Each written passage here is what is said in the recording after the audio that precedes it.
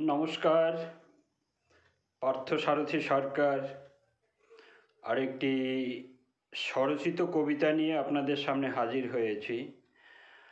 আজকের কবিতাটি অবিভক্ত বাংলার সেই বীর শহীদদের স্মৃতির উদ্দেশ্যে উৎসর্গীকৃত।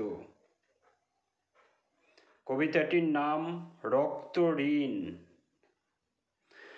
বাংলায় কথা বলি, বাংলায় মাকে ডাকি, তবু কেন শিহরণে জাগরণে দূরে থাকি।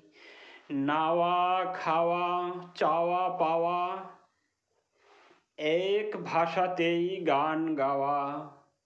ভোরের আজান সন্ধ্যার উলুধ্বনি বাংলার ঘরে ঘরে প্রতিদিন তাই শুনি। ছোট থেকে বড় হওয়া, অ আ ক খ বই পড়া, কোরআন পুরাণ ত্রিপিটক বাইবেল সবার ঘরেই থাকে।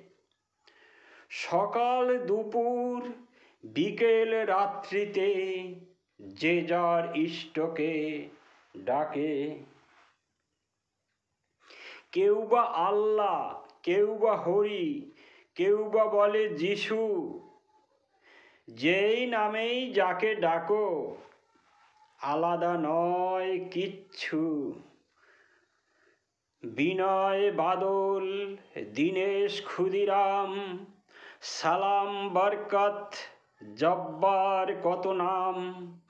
দিয়েছে রক্ত দিয়েছে জীবন, দেয়নি তবু মায়ের সম্মান। বুক বেঁধে তারা লড়াই করেছে, হাসি মুখে দিয়েছে প্রাণ। তাদের রক্ত তাদের জীবনের নেই কি কোনো দাম? বাংলা মোদের মায়ের ভাষা, ছিল মনে কত আশা। স্বাধীন হবে, রাষ্ট্র হবে, মর্যাদা পাবে বাংলা ভাষা।